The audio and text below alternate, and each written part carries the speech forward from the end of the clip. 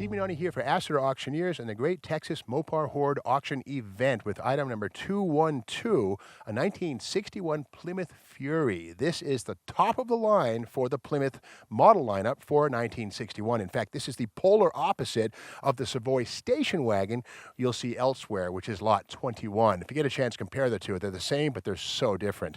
Okay, up front on this one here, the front fender looks fantastic. The Fury logo is present. Very, very rare to see that with the gold anodized delta. The magnet likes to stick down low. This is a very, very, very sound fender. Moving forward to the engine bay, let's find out what we have. And of course, along the way, the tops of the fenders look to be very, very nice. A little bit of filler here. Okay, something's going on there. So perhaps some accident damage on this corner, but again, no structural rot. The hood is looking fantastic. No lip rot here. The flange is nice all the way across underneath with it's rolled over and spot welded. Okay, taking a look underneath. Okay. All right, no engine shown.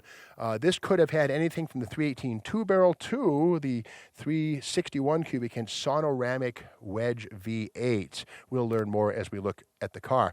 We do see manual drum brakes, power steering, and air conditioning. The condenser, etc., is here on the front of the car, this radiator-looking thing.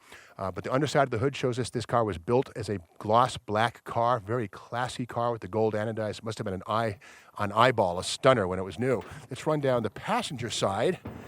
And again, the front fender on this side does not have the damage, so the magnet sticks really well all on the top. The trim rings are missing. I think we might see them in the trunk, not sure. This aluminum stuff here is very hard to find, but it's specific to the Fury. Extra gingerbread to set it apart from the lesser Savoy and Belvedere. Down low here, the fender is very nice. Bumper's looking good. The wheel lip is beautiful. There's no rot at all underneath it.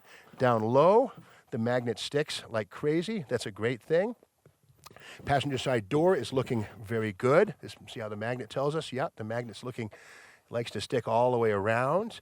The rocker panel, also quite sound. The magnet sticks. That's really, really good. Okay, the rear quarter panel, here is some issues. A lot of rust here.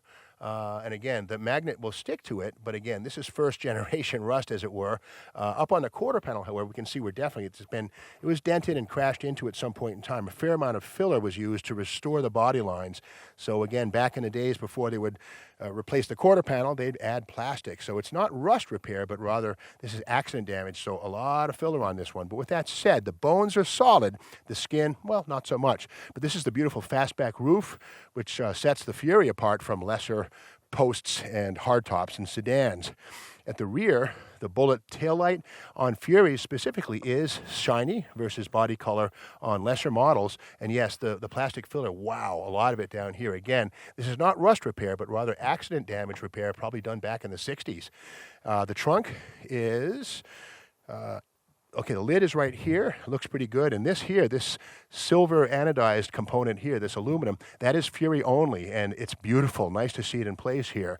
That sits on top of the steel trunk. Here's the air conditioner compressor, pistons, and okay. Yeah, if these valve covers are from this car, it was born with the 318 polyspherical two-barrel engine, not the long ram 361, which is okay. The trunk floor looks pretty solid right down there.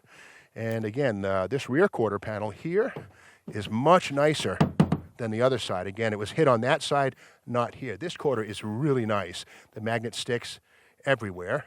Let's see here. Yeah.